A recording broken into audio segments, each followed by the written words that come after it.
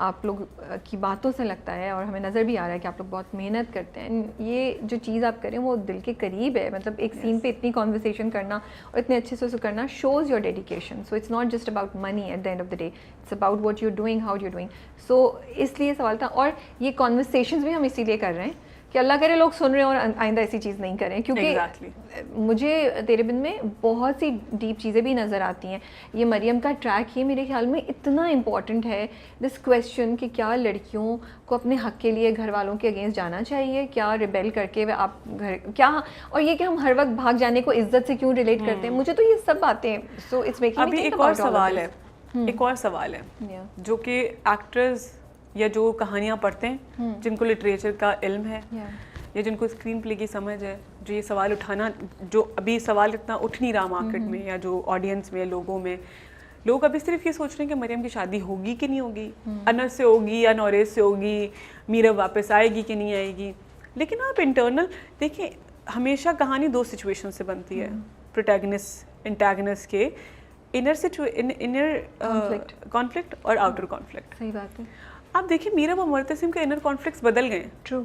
So again अब ये देखिए, ये ड्रामे की डेप्थ है, Exactly. की डेप्थ है, ठीक है ना। Exactly. तो आपको नजर आ रहा है कि यार, so that's why I wonder कि क्या ये स्क्रिप्ट दो लोगों ने लिखी है, has it been directed by two people, because look at the layers Meerab and Murtasim have, Yes. look at the depth their characters in the relationship has, Exactly. look at how Meerab and Maryam interact with each other. अब आज जो drama, I think आज तो नहीं आएगा, Monday को आएगा। अब जो लास्ट ख़त्म हुई है जहाँ पे एपिसोड, वहाँ से ये सवाल भी उठता है जो बहुत सारे लोगों ने नहीं उठाया राबिया, कि अब जो ये सब लोग इतने थक गए, सही है, आप हाइक करते हैं ना, तो आप चढ़ते जाते हैं, आपका एक एम क्लियर होता है जब आप फ्रेश होते हैं। जब आप थक जाते हैं ना, एम्स बदल जाते हैं आपकी ज़िंदगी के, मकसद बदल जाते हैं, डेस्टिनीज कभी लोग, कुछ लोग वहाँ से पलट जाते हैं, कुछ लोग कहते हैं नहीं हमें चढ़ना है, कुछ लोग कहते हैं हम यहाँ पे थोड़ा क़याम करेंगे।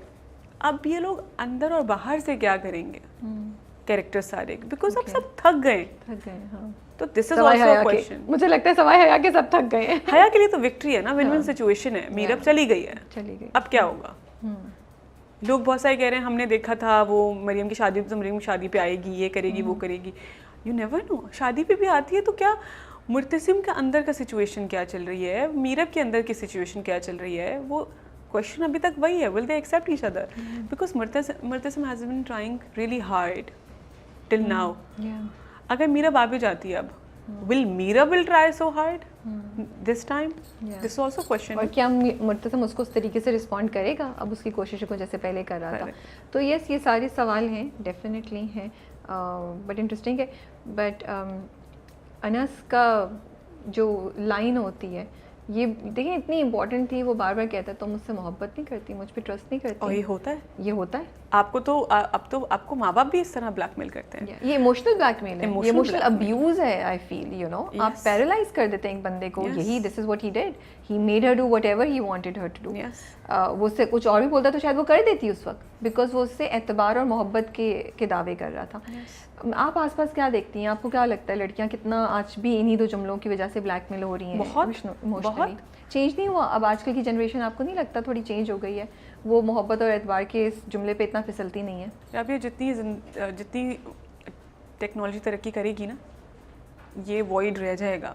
मोहब्बत, यू वांट कंपेनियनशिप, सही है, you want relationship in your life, healthy relationships.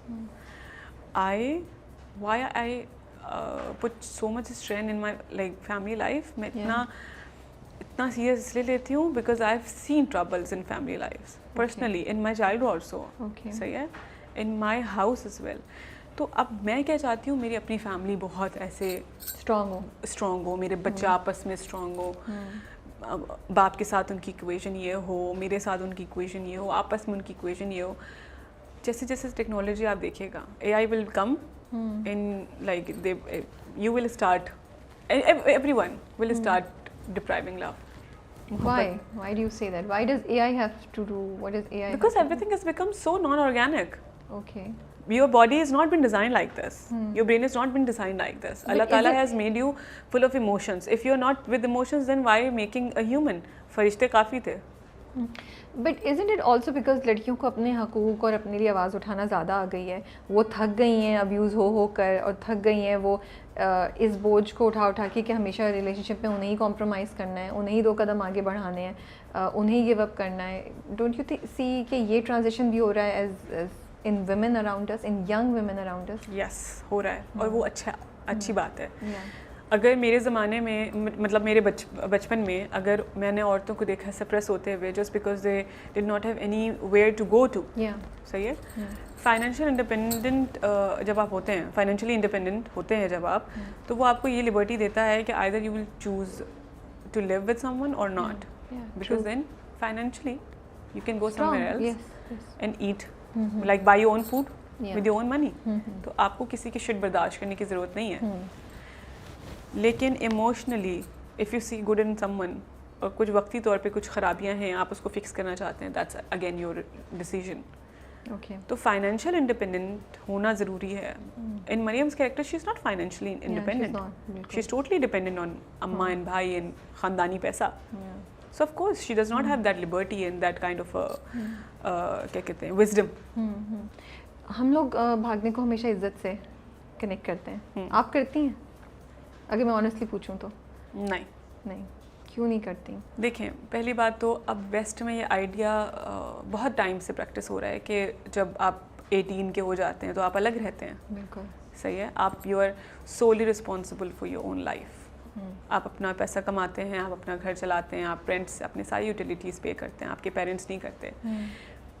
आप अपनी ज़िंदगी के तब तक क्वेश्चन आप किसी को जवाब दे हैं जब तक आप उसका पैसा खा रहे हैं या उसका खाना खा रहे हैं. True. जब आप इंडिपेंडेंट हैं तो फिर आपको जवाब देने की ज़रूरत है. और भागना और घर पे रहना तो फिर तो आप इंडिपेंडेंट हैं. आप जो भी डिसीजन लेंगे अपने लिए, आया क्वेश्चन वो वाला ज़्यादा बेहतर मुझे लगता है कि वो इंसान सही है, भरोसे लायक है कि नहीं है. ट्रू.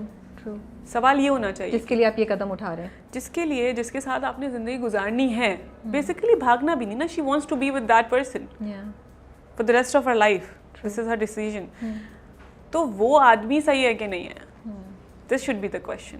भागना ना भागना, दिस शुड नॉट बी. अब जैसे फाइनेंशियल इंडिपेंडेंसी बढ़ती जाएगी, I don't think so that would be a question.